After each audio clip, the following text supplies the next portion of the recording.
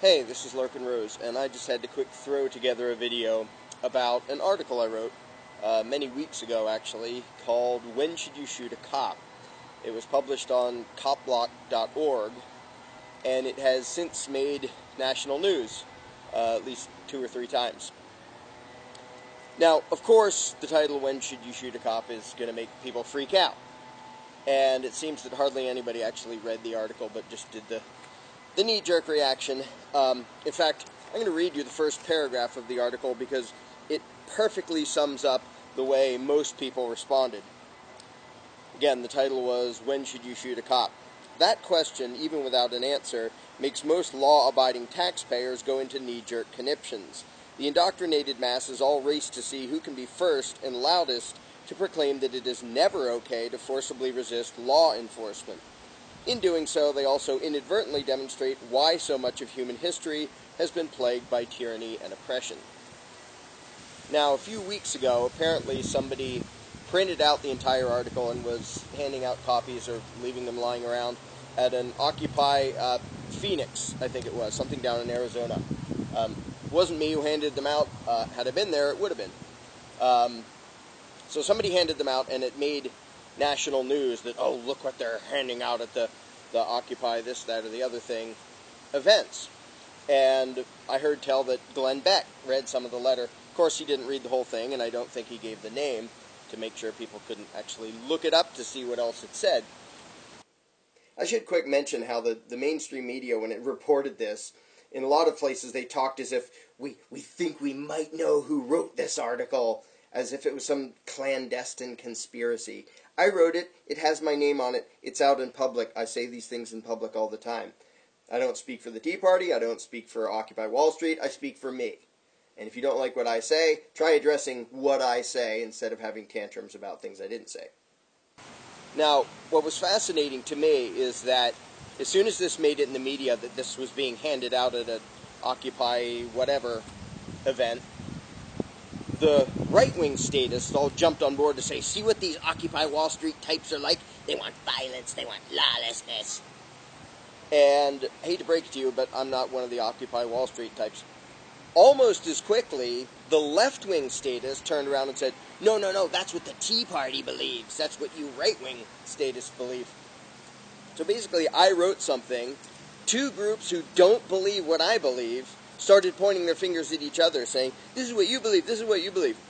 So, grow a spine. If you want to point fingers, point it at me, because I'm the one who wrote it, and I don't believe what either of those groups believe. We have a few things in common on both sides, but before you point a finger and have a tantrum, try actually reading the thing instead of complaining about things you guess I might have said. One of the main themes of the article is that throughout history, most mass evil has not been done in spite of law enforcement. It's been done in the name of law enforcement. You look at the regimes of Stalin and Mao and Hitler and Pol Pot and go right down the list. What they did, they called law. They legislated it, and then they had their law enforcers go out and implement evil. So, when people say, oh, that's horrible, it's dangerous, apparently Glenn Beck said this is the dangerous stuff that's out there, is talking about forcible resistance. Oh, really? What's the alternative? The alternative is that absolutely anything a government wants to do to you, you have to let it. No matter what. Wants to pile you on cattle cars? Well, it's totally evil to talk about resisting, so we better not. Wants to shut everybody up, wants to disarm everybody, wants to make it a practice to randomly search people and interrogate them and for no good reason. Well, you have to just let them, because apparently it's uncivilized to talk about actually resisting. Now, earlier, before the Arizona thing, down in South Carolina, some Republican, I think it was Kershaw County Republican Party, whatever, somebody there clicked like on my article, like on Facebook, which doesn't mean I absolutely agree with everything. It just means, hey, look at this. And a bunch of other Republicans in the Kershaw County Republican Party just had a fit. Oh, we can't have this. We must drum him out. Rah, rah, rah. Because they're unthinking, spineless, brainless cowards. And let me tell you why I say that. And why Glenn Beck is an absolute hypocrite and an intellectual wimp. because he also said, this is dangerous, we can't have this, let's not talk about this. Let's go through some of the other people that Glenn Beck should shun, that the South Carolina Republicans should shun, that the mainstream media, left and right, everybody, shun these people. Condemn them as evil and horrible, and don't associate yourself with them in any way. Number one, Thomas Jefferson, who said that no people can preserve liberty unless, quote, its rulers are warned from time to time that this people preserve the spirit of resistance. And then he specifically said, let the people take up arms. What do you think he was talking about? Going like this? Waving guns around? He was talking about the possibility of using violence against the state to resist tyranny. Number two, George Washington. You better condemn him and shun him and don't talk about him anymore, because he openly advocated that the people should always be more heavily armed than, quote, any who might attempt to abuse them, which would include their own government, end quote. In other words, George Washington wanted the people to be able to win in a shootout with their own government. Now, you may not like to hear that. You may not like to talk about it. It's not a very pleasant subject when you talk about using deadly force. But this is going to be a pretty long list of people that you have to condemn and distance yourself from, whether you're on the left or the right, if you think it's totally horrible to discuss the use of physical force against law enforcement. Number three, James Madison. He advocated having a militia which greatly outnumbered and outgunned the government's own soldiers, saying that, quote, a militia thus circumstanced could never be conquered by such a proportion of regular troops. In the creation of this country, they were planning on having the people retain the ability to violently resist their own government. If you don't like to hear that, tough turds. They all talked about it. Number four, Patrick Henry, give me liberty or give me death. What do you think that meant? Give me liberty or I'll whine a little bit and vote later on? As another quick aside, when Patrick Henry spoke of liberty, he said, quote, unfortunately, nothing will preserve it but downright force. Whenever you give up that force, you are ruined. He wasn't talking about petitions and elections and working within the system. He was saying freedom requires forcible defense. Benjamin Franklin said that democracy is two wolves and a lamb voting on what to have for lunch, and added that liberty is a well-armed lamb contesting the outcome of the vote. Got that? He was talking about the use of violence to fight against a democratically appointed but tyrannical government. Alexander Hamilton said he wanted average citizens to be armed so they could, quote, stand ready to defend their rights and those of their fellow citizens against their government's own enforcers. To be armed against your own government. Well, you better never mention Alexander Hamilton again, because he's nasty and horrible and we can't have any talk about that.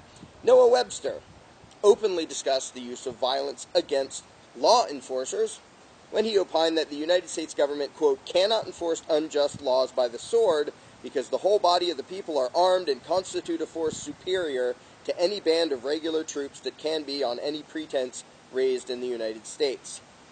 And he added that because of that, Congress can, quote, execute no laws but such as the people perceive to be just and constitutional. What was he talking about? He was talking about the people deciding that their own government was doing something unconstitutional and resisting using guns. If you don't like the discussion, fine. Just don't pretend you believe at all what any of the Founding Fathers believed. And of course, the list wouldn't be complete without mentioning a particularly radical, anarchist-type document called the Declaration of Independence, that says that whenever any government becomes destructive of individual liberty, it is the right and duty of the people to alter or abolish it. Now, do you think they meant ask nicely? Well, what did they do right after they wrote the Declaration of Independence? They shot at law enforcers. Ever heard of the Battle of Lexington, the shot heard around the world? The law enforcer said, lay down your guns. And they didn't. They didn't say, well, we're going to petition the king. They didn't say, well, we're going to vote. They said, no. And if you want to have a shootout, we're going to have a shootout. So there's another bunch of people you can condemn if you don't like the discussion about when to resist legal tyranny.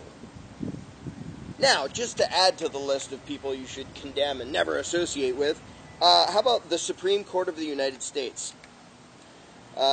Check out their ruling in John Bad Elk versus United States, where they ruled that using even deadly force against a law enforcer, if he's acting outside of his authority, isn't necessarily a crime at all. So you better shun them, because they talked about it too. Of course, the list goes on and on forever. Basically, anybody who's ever had a brain has understood that if you want freedom, you have to retain the ability and willingness to forcibly resist people who want to enslave you. Maybe this is more of the attitude that you'd like to adopt and proudly wear on your chest. Citizens who wanted to use firearms should become law enforcers, because ordinary citizens don't need guns, as their having guns doesn't serve the state. That's Heinrich Himmler.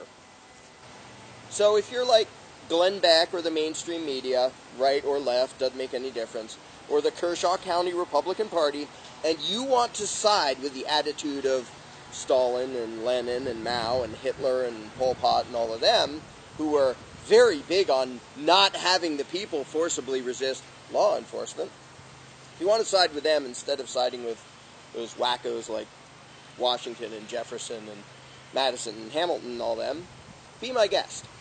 But don't pretend you care about what this country was founded on. Don't pretend you care about liberty. Don't pretend you believe in unalienable rights at all. Because if it's your position that it is never okay to forcibly resist anything that government does, you don't believe in unalienable rights. Glenn Beck, you don't believe in unalienable rights if you don't believe that it's ever justified to use physical violence against evil committed in the name of law. Most of all, to those of you out there, the Republican Party pretends to care about the Second Amendment. Conservatives pretend to care about the Second Amendment.